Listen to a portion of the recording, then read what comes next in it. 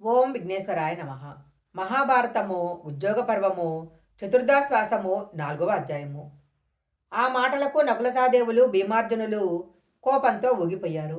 కృష్ణుడు వారిని వారించి ఉలూక, నువ్వు సుయోధనుని దగ్గరకు వెళ్ళి ఇలా చెప్పు. సుయోధన, రేపు యుద్ధం వీరుడివైతే యుద్ధం చేసి మరణించు. నా సారథ్యంలో అర్జునుడు నిన్ను వెంట తరిమి నీ సైన్యాలను చీల్చి చెండాడినప్పుడు నీకు ఎవరు వీరులో తెలుస్తుందిలే. భీముడు దుశ్శాసనుని రక్తం తాగటం తప్పదు. మీ వీరుల పరాక్రమమేమిటో రేపు యుద్ధంలో చూడగలవు.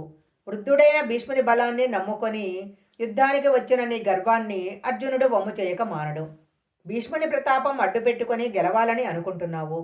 మొదటి ముద్దగా అతడిని మింగక మానము. తరువాత ద్రోణుడు కర్ణుడు మడియక మానరు. అప్పుడు కాని అతని ఆశ చావదు. సోదర కుమారుల బంధువుల మరణానంతరము భీముని గదాఘాతంతో నేలపై పడి పొర్లుతున్నప్పుడు అప్పుడైనా పశ్చాత్తాప పడతాడో లేదు. నువ్వు వెంటనే వెళ్ళి సుయోధనుని యుద్ధానికి ధైర్యంగా సిద్ధంగమ్మని చెప్పు అన్నాడు. అప్పుడు ధర్మరాజు ఉలూకునికి తాంబూలాలు ఆభరణాలు ఇచ్చి పంపాడు. సుయోధనుడు భీష్ముని అడిగి తన సైన్యంలోని బలాబలాలు తెలుసుకున్నాడు. ఉలూకుడు ధర్మరాజు చెప్పినది యథాతథంగా సుయోధనునికి చెప్పాడు. ఉలూకుని మాటలు విని భీష్ముడు, సుయోధన, నేనుండగా నీకు భయమెందుకు? నేను సేనలను సమర్థవంతంగా నడిపి నీకు జయం చేకూరుస్తాను అన్నాడు. సుయోధనుడు, తాత, మీరు ద్రోణుడు తోడుండగా నాకు భయమెందుకు? చిటికలో వారి మదం అణచగలను. గంధర్వ కిన్నెర దానవులకు భయపడిన నేను అల్పులైన పాండవులకు భయపడతానా? మన పక్షంలో శత్రుపక్షంలో ఉన్న వీరుల గురించి చెప్పండి అన్నాడు. అప్పుడు భీష్ముడు, అతిరుదుడవైన నువ్వు, సమరథులైన నీ తమ్ములు నా గురించి నీకు చెప్పాల్సిన పని లేదు. అతిరథులైన శల్యుడు భూరిశ్రవుడు ఉన్నారు.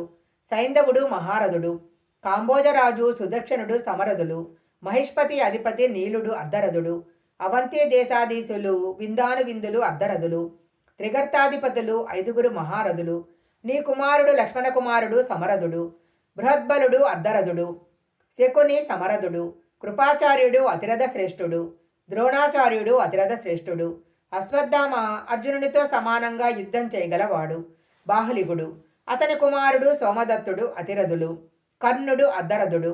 అతడు జన్మతః లభించిన కవచకుండలాలను కోల్పోయాడు. పరశురాముని శాప కారణంగా శక్తిహీనుడయ్యాడు.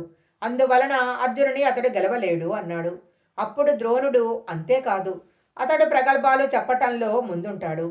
పిరికితనంలో వెరుగుదిరడంతో నేర్పరి, ఎప్పుడూ పరాకుగా ఉంటాడు. కాబట్టి భీష్ముడు చెప్పినట్లు అతడు అర్ధరథుడే అన్నాడు. కర్ణుడి ముఖము కోపంతో ఎర్రబడగా, పితామహ, నా మీద ద్వేషంతో మీరు ఇలా పలుకుతున్నారు. అప్పుడు సభలో కూడా ఇలాగే చెప్పావు. సుయోధనుని మొహం చూసి ఓర్చుకున్నాను. నా దృష్టిలో నువ్వు కూడా అర్ధరథుడివే అని మిగిలిన వారిని ఉద్దేశించి, మనమితడిని హితుడని నమ్మవచ్చునా? ఒక్కొక్క రాజును చూపి ఎక్కువ తక్కువలు చెప్తున్నాడు. ఇది విన్నవారేమనుకుంటారు అని సుయోధనుడితో, మిత్రమా, కార్యం చెడింది. నీ సముఖంలో ఇలా జరగటం విచారకరము. అసలు భీష్ముని బలం ఏపాటిది?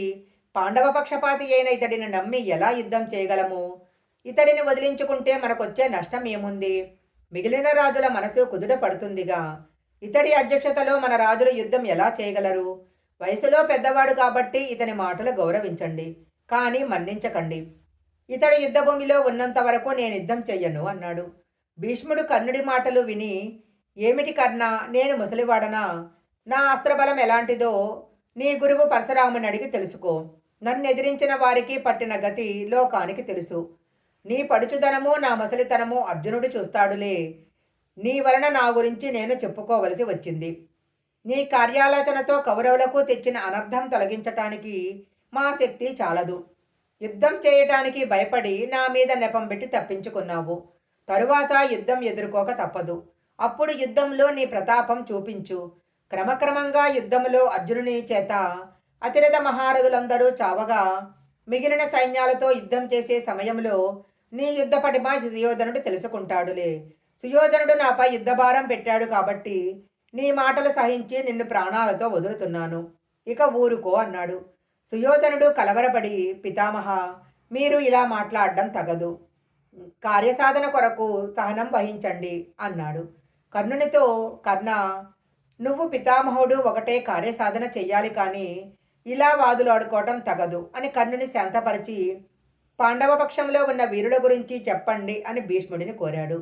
అప్పుడు భీష్ముడి సుయోధన, నేను పాండవ పక్షంలో ఉన్న వీరుల గురించి చెబితే కర్ణుని మనసు నొచ్చుకుంటుంది. నీకెలా ఉంటుందో నాకు తెలియదు కాబట్టి వారి గురించి చెప్పకపోవడమే మంచిది అన్నాడు. సుయోధనుని బలవంతం మీద భీష్ముడు పాండవ సైన్యంలోని వీరుల గురించి చెప్పసాగాడు.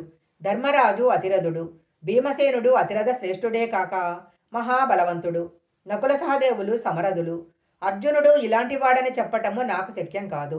అతనికి సమానమైన వీరులు ఈ భూమి మీద ఇప్పటికి లేరు, ఇక పుట్టరు కూడా. అతడికి శ్రీకృష్ణుడు తోడు ఉన్నందువలన ఇక చెప్పాల్సిన పని లేదు. అతడు ఒక్కడే తన సేనలను రక్షిస్తూ శత్రుసేనలను నాశనం చేయగలడు.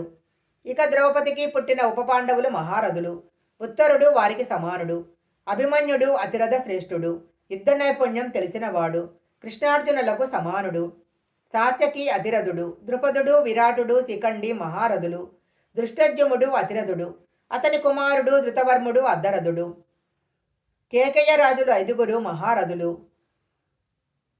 చంద్రదత్తుడు వ్యాఘ్రదత్తుడు మహారథులు, కాశ్యుడు సమరథుడు, కుంతిభోజుడు అతిరథుడు, భీముని కుమారుడు ఘటోద్గచుడు అతిరథుడు రాక్షస నాయకుడు.